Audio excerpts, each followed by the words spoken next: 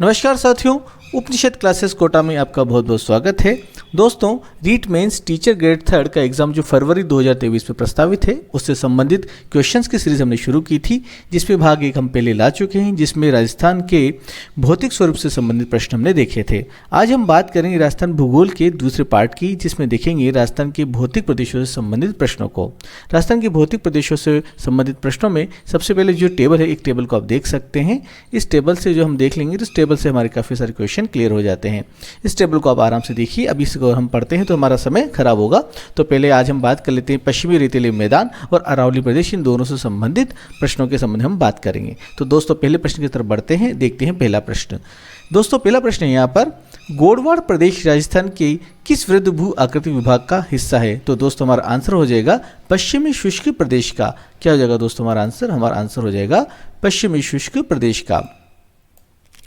ये हमारा आंसर हो जाएगा। आगे बात करें दोस्तों सेकंड प्रश्न की, तो यहाँ पर आ जाता है, राजस्थान के किन जिलों में जुरासिक युग की चट्टानें पाई जाती हैं? तो दोस्तों, जैसलमेर और बाड़मेर जिले में जुरासिक युग की चट्टानें पाई जाती है। तीसरा प्रश्न है, गोडवाड़ प्रदेश को क्या कहा जाता है? दोस्तों, तो गोडवाड़ प्रदेश को कहा जाता है लूनी जवाई बेसिन भी इसको कहा जाता है, ये किसका उपनाम भी है। चौथा प्रश्न है दोस्तों यहाँ पर, लूनी नदी के उत्तर में राजस्थान की उत्तरी पूर्वी सीमा तक आंतरिक जल प्रवाह का क्षेत्र क्या कहलाता है? दोस्तों, तो ये कहलाता है शेखावाटी का क्षेत्र। क्या कहलाता है दोस्तों? शेखावाटी का क्षेत्र कहलाता है। पांचवें प्रश्न की बात करें दोस्तों, तो पांचवा प्रश्न यहाँ पर, राजस्थान के रेगिस्तानी क्षेत्र प्राक ऐतिहासिक काल के किस भाग का अवशेष है? दोस्तों, तो किस भाग का अवशेष है? ये है तेतीस सागर के अवशेष हैं। छठा प्रश्न है दोस्तों यहाँ पर, राजस्थान के उत्तर पश्चिमी शुष्क मैदानी प्रदेश के मुख्य नदी कौन सी है? तो दोस्तों, इस शुष्क मैदानी प्रदेश की जो मुख्य नदी है उसका नाम है लूनी नदी। क्या नाम है दोस्तों? लूनी नदी है। सातवां प्रश्न है दोस्तों, आकलवुड फॉसिल पार्क प्राकृतिक भूभाग में स्थित है। तो किस प्राकृतिक भूभाग में स्थित है दोस्तों? तो यह उत्तर पश्चिमी मरुस्थलीय भाग में स्थित है। कहाँ पर स्थित है दोस्तों? उत्तर पश्चिमी मरुस्थलीय भाग में। और दोस्तों, कहाँ पर है? जैसलमेर के राष्ट्रीय मरुद्यान भी ये स्थित है। आठवां प्रश्न दोस्तों, मालानी पर्वत राज्य के किन जिलों में विस्तृत है? तो दोस्तों, मालानी पर्वत जालोर और बाड़मेर जिलों में विस्तृत है। कहाँ पर विस्तृत है? जालोर और बाड़मेर जिले में। नौवां प्रश्न है, उत्तरी पश्चिमी शुष्क प्रदेश में वर्षा नहीं होने का प्रमुख कारण क्या है?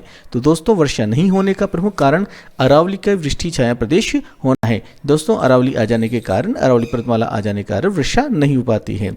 10वां प्रश्न है यहाँ पर, देश का सबसे गर्म एवं शुष्क प्रदेश कौन सा है? दोस्तों, देश का सबसे गर्म व शुष्क प्रदेश राजस्थान है। 11वां प्रश्न है, राजस्थान में फ्लोरोसिस या फ्लोरोसिस की समस्या से पीड़ित कुबड़ पट्टी कहाँ पर है? दोस्तों, तो ये कुबड़ पट्टी नागौर एवं अजमेर में। दोस्तों, पानी में फ्लोराइड की मात्रा ज़्यादा होने से वहाँ पर लोगों की हड्डियाँ मुड़ जाती हैं, दांतों का रंग पीला पड़ जाता है, दांत जल्दी खराब हो जाते हैं। तो यहाँ पर क्या इसी क्षेत्र को क्या कहा जाता है? कुबड़ पट्टी कहा जाता है। आगे बात करें 12वें प्रश्न की, तो यहाँ पर आ जाता है कि लाठी सीरीज क्या है? दोस्तों, लाठी सीरीज क्या है? लाठी श्रृंखला क्या है? लाठी श्रृंखला क्षेत्र क्या है? तो यहाँ पर आ जाएगा कि एक भूगर्भ जल पट्टी है जो कि जैसलमेर जिले में पोखरण से मोहनगढ़ तक फैली हुई है। कहाँ से कहाँ तक? पोखरण से मोहनगढ़ तक फैली हुई जैसलमेर में। 13वां प्रश्न है, किस दिशा में राजस्थान में वर्षा की मात्रा में उत्तरोत्तर वृद्धि हो जाती है, यानी कि वर्षा की जो मात्रा है जो बढ़ती जाती है? तो दोस्तों, उत्तर पश्चिम से दक्षिण पूर्व की तरफ जब बढ़ते हैं तो राजस्थान में वर्षा की मात्रा बढ़ जाती है। उत्तर पश्चिम में दोस्तों रेगिस्तान आ जाता है, वहाँ वर्षा कम होती है, इसलिए वहाँ कम। उससे जब आगे बढ़ते हैं, उत्तर पश्चिम से दक्षिण पूर्व की ओर बढ़ते हैं तो वर्षा की मात्रा बढ़ती जाती है। 14वां प्रश्न दोस्तों, राजस्थान की सर्दियों की वर्षा किससे होती है? दोस्तों, राजस्थान की सर्दियों की वर्षा के संबंध में प्रश्न पूछा गया है, तो हमारा जो आंसर होगा, उत्तरी पश्चिमी हवाओं से इसकी वर्षा होती है। इससे संबंधित नोट देख लेते हैं। राजस्थान में सर्दियों में वर्षा भूमध्य सागर से उठे उत्तरी पश्चिमी विक्षोभों के कारण होती है, जिसे मावट कहा जाता है। क्या कहा जाता है दोस्तों? मावट कहा जाता है। 15वां प्रश्न दोस्तों यहाँ पर, वार्षिक वर्षा की मात्रा में सर्वाधिक उतार चढ़ाव किस जिले में मिलता है? तो दोस्तों, सर्वाधिक उतार चढ़ाव मिलता है जैसलमेर में। यहाँ वार्षिक वर्षा की मात्रा में बहुत ही ज़्यादा उतार चढ़ाव देखने को मिलता है।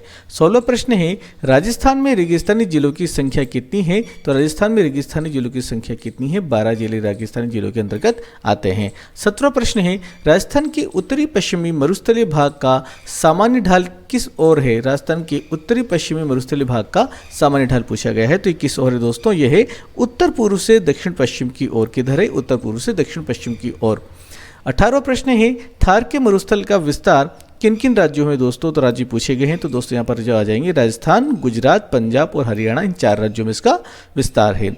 19वां प्रश्न है, राजस्थान में स्थित थार मरुस्थल के पूर्व की तरफ प्रसार में प्राकृतिक रुकावट या बाधा कौन सी है दोस्तों। तो यहाँ पर आ जाती है अरावली पर्वतमाला, जो कि एक प्राकृतिक रुकावट है, बाधा है। 20वां प्रश्न दोस्तों यहाँ पर, रेगिस्तान का मार्च से क्या तात्पर्य है दोस्तों। तो रेगिस्तान के मार्च से तात्पर्य है रेगिस्तान का किन्हीं कारणों से आगे बढ़ना। रेगिस्तान का जो आगे बढ़ना होता है उसे रेगिस्तान का मार्च कहा जाता है, अर्थात राजस्थान की जो रेगिस्तानी धरती वो बढ़ती जा रही है। 21वां प्रश्न है, देश की कुल व्यर्थ भूमि का कितना प्रतिशत भाग राजस्थान में पाया जाता है। तो दोस्तों देश की 20% भूमि का व्यर्थ भाग राजस्थान में पाया जाता है। 22वां प्रश्न है, गिरवा क्षेत्र किसे कहा जाता है। तो हमारा आंसर होगा उदयपुर के आसपास के क्षेत्र में विद्यमान तश्तरी नुमा आकृति वाली पहाड़ों की श्रृंखला को क्या कहा जाता है, गिरवा कहा जाता है। 23वां प्रश्न है, अरावली पर्वत श्रेणी का स्वरूप अजमेर में से सिरोही होते हुए गुजरात तक किसके समान है। बहुत इंपॉर्टेंट प्रश्न है, ये प्रश्न आने की संभावना रहती है दोस्तों। तो अरावली पर्वत श्रेणियों का स्वरूप अजमेर से सिरोही होते हुए गुजरात तक किसके समान है दोस्तों। तो इसका आंसर हो जाएगा तानपुरे के समान। किसके समान है, तानपुरे के समान। 24वां प्रश्न है, अरावली पर्वत की कुल लंबाई 692 किलोमीटर है, इसका राजस्थान में कितना विस्तार है दोस्तों। तो इसका राजस्थान में विस्तार है 550 किलोमीटर। कितना है, 550 किलोमीटर। ये खेतड़ी झुंझुनू से सिरोही तक 16 जिलों में फैली हुई है। कहाँ तक फैली हुई है, खेतड़ी झुंझुनू से सिरोही तक 16 जिलों में फैली हुई है। इससे संबंधित नोट देख लेते हैं यहाँ पर। अरावली पर्वतमाला का विस्तार राजस्थान के लगभग बीच में है, दक्षिण पश्चिम से उत्तर की ओर। किधर है दोस्तों, दक्षिण पश्चिम से उत्तर की ओर। अरावली पर्वतमाला उत्तर में दिल्ली से आरंभ होकर गुजरात में खेड़ ब्रह्म पालनपुर तक जाती है। कहाँ तक जाती है, गुजरात में खेड़ ब्रह्म पालनपुर तक जाती है, जिसकी कुल लंबाई 692 किलोमीटर। कितनी, 692, और राजस्थान में इसकी लंबाई बन जाती है 550 किलोमीटर। ठीक है दोस्तों, आगे बात कर लेते हैं 25वें प्रश्न की। लसाड़िया का पठार राजस्थान के किस जिले में स्थित है। तो दोस्तों लसाड़िया का पठार राजस्थान के उदयपुर में स्थित है। सिरोही जिले में तीव्र ढाल युक्त कटी-फटी पहाड़ियों को स्थानीय नाम क्या है दोस्तों। तो सिरोही जिले में जो कटी-फटी पहाड़ियाँ हैं तीव्र ढाल वाली, उन्हें कहा जाता है भाकर। क्या कहा जाता है, भाकर कहा जाता है। 27वां प्रश्न है, मारवाड़ के मैदानी भाग को मेवाड़ के उच्च पठार से अलग करने वाली पर्वतीय श्रेणी कौन सी है दोस्तों। तो यह है मेरवाड़ा की पहाड़ियाँ। क्या है, मेरवाड़ा की पहाड़ियाँ। 28वां प्रश्न है, हिमालय और विंध्याचल पर्वत श्रृंखला के बीच सबसे ऊंची चोटी कौन सी है दोस्तों। तो हिमालय और विंध्याचल पर्वत श्रृंखला के बीच सबसे ऊंची चोटी गुरु शिखर है, जो कि कहाँ स्थित है, माउंट आबू में। कहाँ है, माउंट आबू में शिखर है गुरु शिखर। 29वां प्रश्न है, राजस्थान में वृहद सीमांत भ्रंश किसके सहारे फैला है। राजस्थान में वृहद सीमांत भ्रंश किसके सहारे फैला है दोस्तों। तो ये फैला हुआ है उदयपुर की पहाड़ियों के सहारे। किसके सहारे, उदयपुर की पहाड़ियों के सहारे ये फैला हुआ है। राजस्थान का वह जिला जहां उष्णकटिबंधीय शुष्क पर्णपाती वन पाए जाते हैं तो वह है सिरोही। कहाँ पाए जाते हैं दोस्तों, सिरोही में पाए जाते हैं। अरावली पर्वतमाला का विस्तार सर्वाधिक किस जिले में है दोस्तों। तो अरावली पर्वतमाला का विस्तार सर्वाधिक उदयपुर में है। कहाँ है, उदयपुर में है। देशहरो क्या है दोस्तों, देशहरो क्या है, उदयपुर में रागा व जरगा पर्वत चोटियों के मध्यवर्ती क्षेत्र को देशहरो कहा जाता है। क्या कहा जाता है, देशहरो कहा जाता है। यहाँ पर गलती से करो टाइप हो गया दोस्तों, यहाँ पर आ जाएगा हरो। क्या आएगा, हरो कहा जाता है, देश हरो कहा जाता है। ठीक है दोस्तों, आगे 33वां प्रश्न देख लेते हैं। अरावली पर्वत की ढलान पर मुख्यतः किस फसल की खेती की जाती है। तो यहाँ पर खेती की जाती है मक्का की फसल की। किसकी खेती की जाती है, मक्का की फसल की। 34वां प्रश्न है, अरावली पहाड़ियों की सर्वाधिक ऊंचाई एवं चौड़ाई राज्य के किस भाग में है। तो दोस्तों अरावली पहाड़ियों की सर्वाधिक ऊंचाई एवं चौड़ाई दक्षिणी पश्चिमी भाग में है। कहाँ पर है, सिरोही एवं उदयपुर में आ जाता है। क्षेत्र किस में आ जाता है, सिरोही एवं उदयपुर में आ जाता है, और क्षेत्र है दक्षिणी पश्चिमी भाग। 35वां प्रश्न है, अरावली पर्वतमाला किस प्राचीन क्षेत्र का भाग है दोस्तों। तो ये गोंडवाना लैंड का भाग है। किसका भाग है, गोंडवाना लैंड का। 36वां प्रश्न दोस्तों, यहाँ पर अरावली पर्वत श्रृंखला को बीच में से विभाजित करने वाली नदी प्रणाली कौन सी है दोस्तों। तो हमारा आंसर हो जाएगा लूनी एवं बनास नदी। क्या हो जाएगा आंसर, लूनी एवं बनास नदी। देखिए दोस्तों, लूनी एवं बनास नदी अरावली पर्वतमाला के मध्य भाग से प्रवाहित होती है। क्या होती है, प्रवाहित होती है। कहाँ से, मध्य भाग से होती है। 37वां प्रश्न है, 56 की पहाड़ियाँ बाड़मेर में है, जबकि 56 का मैदान कहाँ स्थित है दोस्तों। तो 56 का मैदान स्थित है बांसवाड़ा में। कहाँ स्थित है, बांसवाड़ा में। 38वां प्रश्न है, उदयपुर से जयसमंद झील के मध्यवर्ती पठारी भूभाग को क्या कहते हैं। उदयपुर से जयसमंद के बीच की जो जयसमंद झील के बीच मध्यवर्ती पठारी भूभाग है उसे क्या कहा जाता है दोस्तों? इसे कहा जाता है लसाड़िया का पठार। क्या कहा जाता है? लसाड़िया का पठार कहा जाता है। 39वां प्रश्न है, राजस्थान की आदिवासी जनजातियां मुख्यतः राज्य के किस भौगोलिक क्षेत्र में निवास करती है? तो दोस्तों ये करती है अरावली पर्वतीय प्रदेश में। कहाँ निवास करती है? अरावली पर्वतीय प्रदेश में। भोरट का पठार किन जिलों में विस्तृत है? तो दोस्तों भोरट का पठार उदयपुर एवं राजसमंद जिले में स्थित है, विस्तृत है ये दोस्तों।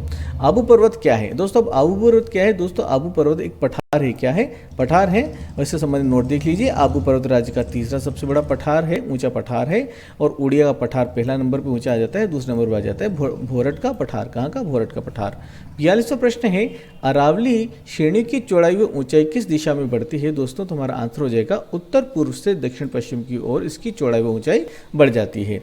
43वां प्रश्न है, उदयपुर में जयसमंद से आगे पूर्व की ओर विच्छेदित कटा फटा प्रदेश क्या कहलाता है दोस्तों? तो ये क्या कहलाता है? लसाड़े का पठार कहलाता है। क्या कहलाता है? लसाड़े का पठार कहलाता है। राजस्थान की जल विभाजक रेखा कौन सी है? तो दोस्तों राजस्थान की जल विभाजक रेखा अरावली पर्वतमाला है, अरावली पर्वत श्रेणी है।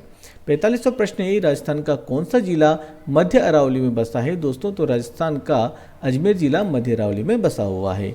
सीकर जिले में अरावली की पहाड़ियों को स्थानीय भाषा में किस नाम से जाना जाता है दोस्तों? तो सीकर में अरावली की पहाड़ियों को मालखेत की पहाड़ियों के नाम से जाना जाता है। 47वां प्रश्न है, मारवाड़ का लघु माउंट किसे कहा जाता है दोस्तों? तो मारवाड़ का लघु माउंट पीपलूद बाड़मेर को कहा जाता है। भारत में सबसे प्राचीन श्रृंखला कौन सी है दोस्तों? तो भारत में सबसे प्राचीन श्रृंखला अरावली पर्वतमाला है। ठीक है दोस्तों, अरावली पर्वतमाला है। तो इस प्रकार से यहाँ पर हमने 48 प्रश्नों को देख लिया है दोस्तों। और दोस्तों बहुत ही महत्वपूर्ण प्रश्न है और इनके आने की पूरी संभावना है। आज हमने भौतिक प्रदेश के 2 भागों को देखा है। अगली वीडियो में हम भौतिक प्रदेश के शेष जो 2 भाग बचे हैं उनसे संबंधित प्रश्नों को देखेंगे। ठीक है दोस्तों, यदि आपको वीडियो पसंद आया है तो आप हमारे चैनल को सब्सक्राइब कीजिए, लाइक कीजिए, शेयर कीजिए। और दोस्तों मिलते हैं हम इसी प्रकार के अगले वीडियो में। जय हिंद, जय भारत। बहुत बहुत धन्यवाद।